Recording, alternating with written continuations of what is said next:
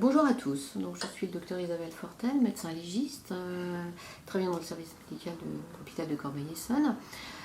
Aujourd'hui, je vais vous parler du certificat médical sur réquisition. Donc ce certificat médical initial va reprendre différents éléments. D'une part, bien sûr, nous allons commencer par les faits commémoratifs. Ensuite, il y aura l'examen clinique proprement dit qui sera explicité dans ce certificat.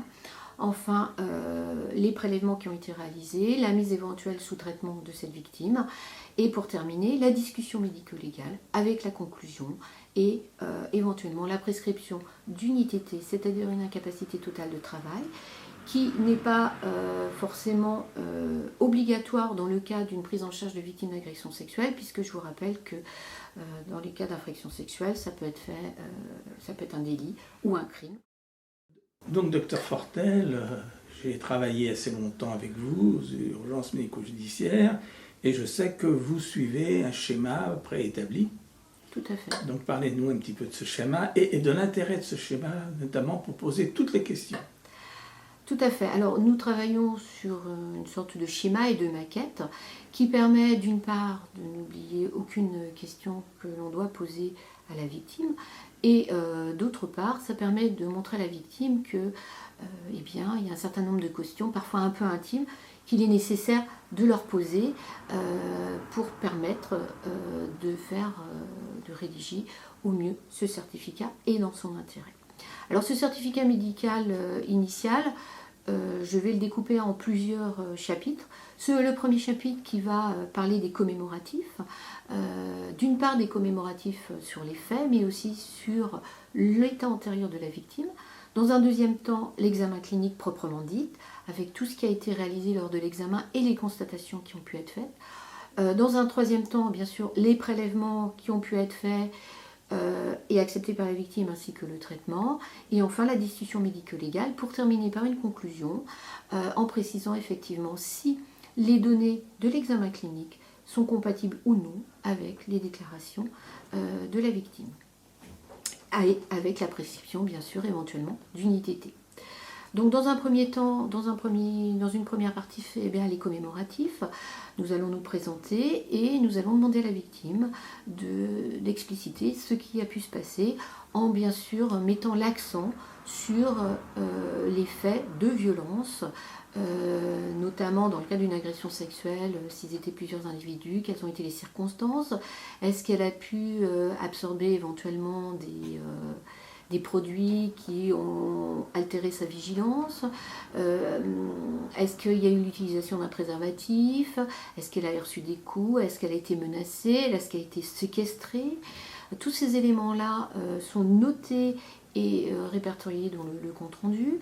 Et nous allons aussi nous intéresser à l'état antérieur, puisque nous allons préciser eh bien, si cette personne est sous contraception, par exemple, si elle a été déjà victime d'une agression, de quelle nature, et s'il y a eu un traitement à l'issue, si par exemple cette personne a déjà eu des rapports sexuels, depuis combien de temps, et si elle a eu un rapport sexuel dernièrement consenti.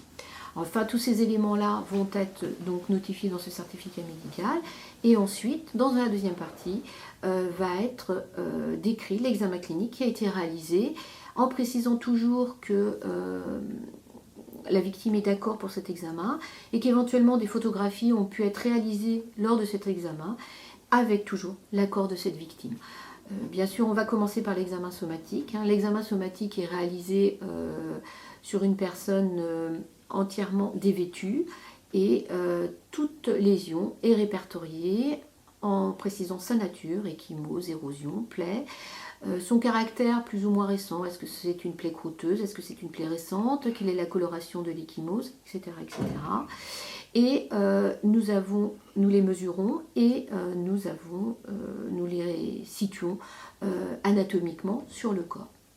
Une fois que ces éléments-là sont faits, nous allons préciser également si des examens complémentaires ont été réalisés, notamment éventuellement des radiographies à la recherche d'une fracture, éventuellement un examen otoscopique qui peut être fait le temps de la consultation pour rechercher une perforation tympanique, notamment si on a une notion de gifle qui a pu être administrée sur la victime, d'où l'intérêt de bien interroger sa victime parce qu'on va s'orienter en fonction de ces éléments-là pour faire des examens complémentaires éventuellement.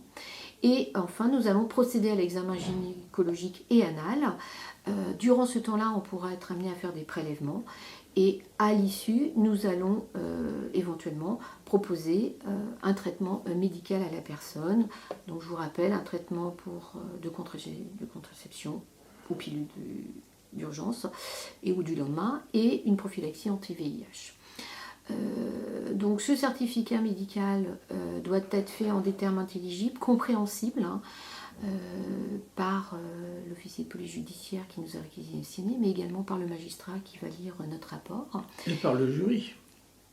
Et d'autre part, il doit reprendre de manière synthétique cet examen et les commémoratifs et expliquer quelles sont les lésions que nous avons observées. Et enfin, de préciser si cet examen est compatible ou non avec les déclarations de la victime. Alors, il faut quand même préciser qu'un examen gynécologique, même somatique, complètement normal, n'exclut pas une agression sexuelle, voire un viol. Évitez également d'utiliser le terme de viol dans son certificat médical, puisque le viol est une qualification juridique et réservée aux magistrats.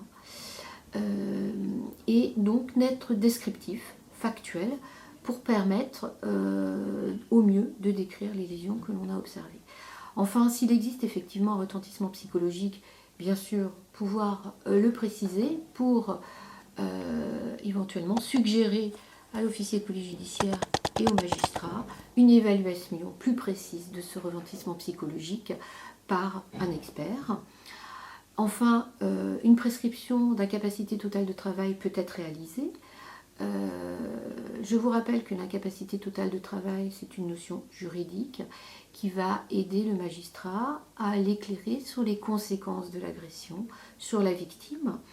Ce TTT, donc incapacité totale de travail, n'est pas un arrêt de travail, puisque ça c'est une notion économique, qu'il doit prendre en compte le retentissement physique et psychologique de l'agression. Et il a pour définition d'apprécier la perte des capacités fonctionnelles de la victime lors des gestes de la vie quotidienne. Est-ce qu'elle est toujours capable de faire sa toilette, de prendre ses repas, de sortir, d'aller au travail, de pouvoir jouer si c'est un enfant. Et donc l'incapacité totale de travail est exprimée en jours et il concerne toutes les victimes, qu'ils soient retraités, qu'ils soient un jeune enfant, un bébé, ou une personne en âge de travailler, d'où l'intérêt de la prescription de cette ITT, même si celle-ci n'est pas indispensable dans le cas d'une prise en charge d'une victime d'agression sexuelle, puisque je vous rappelle que celle-ci, l'agression sexuelle est soit un délit, soit un crime, et donc quelle que soit la nature de l'ITT, de toute façon, il y a une qualification juridique à l'issue. Simplement, le fait d'avoir par exemple des violences physiques dans le cas d'une agression sexuelle, eh bien, ça motivera la prescription d'une incapacité totale de travail, indépendamment du retentissement psychologique qui sera en général évalué par un expert, et permettra aussi d'orienter le magistrat sur les conséquences de cette agression en ajoutant cette inscription totale de travail qui est l'ITT. Je vous remercie.